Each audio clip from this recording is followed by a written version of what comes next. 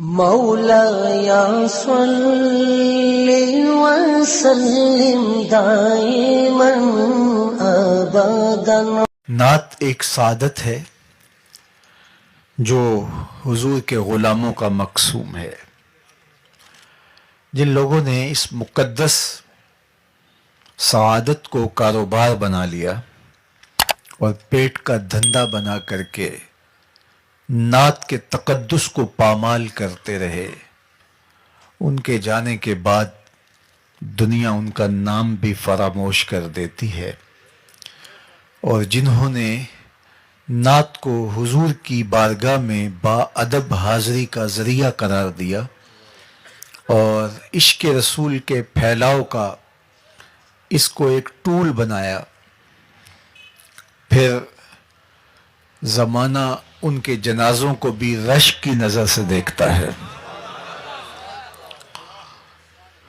بہت سال نوجوان تھا، آج ان کو مرحوم کہتے ہوئے کلیجہ منہ کو آتا ہے، لیکن یہ ایک اٹل حقیقت ہے کہ جو یہاں آیا ہے اس نے بہرحال پلٹ کے واپس جانا ہے۔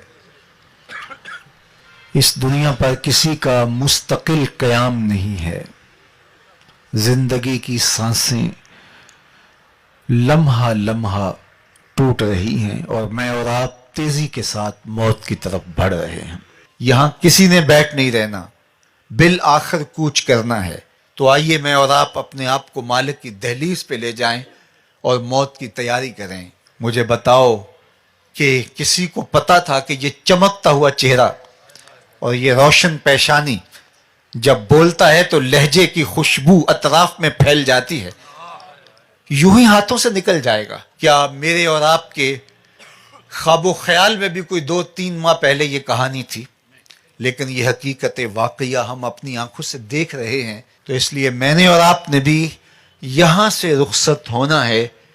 تو خوش نصیب لوگ اور عبرت حاصل کرنے والے لوگ اپنی آخرت کی تیاری کرتے ہیں، ورنہ وہ لوگوں کی وفات پر چند لمحوں کے تعزیتی کلمات کہنے کے بعد اپنی غفلت شیار زندگی کا حصہ بن جاتے ہیں، اور پھر موت جب انہیں اچانک دبوچتی ہے تو پھر وہ کہتے ہیں کاش کہ ہم فلاں کے مرنے سے عبرت حاصل کر لی ہوتی، لیکن اس وقت پھر وقت ہاتھ سے نکل چکا ہوتا ہے۔ ہمارے مرحوم بھائی کی اچانک وفات ہمیں یہی درس عبرت دیتی ہے۔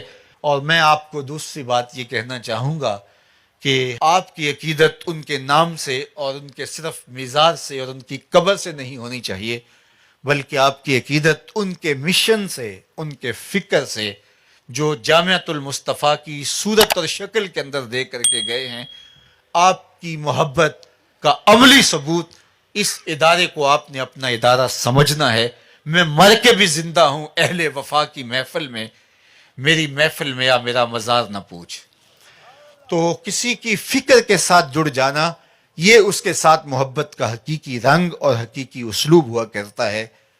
تو یہ انہوں نے ایک مثال بھی قائم کی۔ عمومی طور پہ ثنا خانوں کو پذیرائیاں بھی ملی ہیں، بہت بہت عزتیں بھی ملی ہیں، لوگوں نے مال بھی نچھاور کیا، لوگوں نے ان کے قدموں میں اپنی آنکھیں بھی بچھائیں۔ ثنا خانوں کی بہت ساری غلطیوں کو لوگ نظر انداز بھی کرتے ہیں، اس لیے کہ یہ حضور کی ثنا خوانی کرتے ہیں، یہ حضور کی نعت پڑھتے ہیں۔ تو پھر ان کا بھی حق ہوتا ہے کہ جس دین نے، حضور کے نام نے ان کو جو عزتیں دی، تو وہ بھی ریٹرن کریں اور وہ بھی کچھ پیش کریں۔ میں نے ایک زمانے میں کہا تھا کہ گلوکاروں نے اور کرکٹرز نے اپنی اس شہرت سے فائدے حاصل کر کے بڑے عالی نسب ہاسپٹل اور بہت کچھ جو ہے وہ فلاحی کام کھڑے کر دیے۔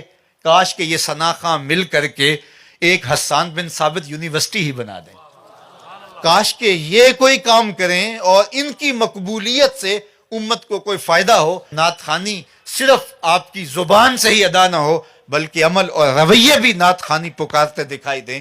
تو لازم ہے کہ نعت خواں حضور کے نام کی یونیورسٹیاں اپنی مقبولیت کے ذریعے سے قائم کریں۔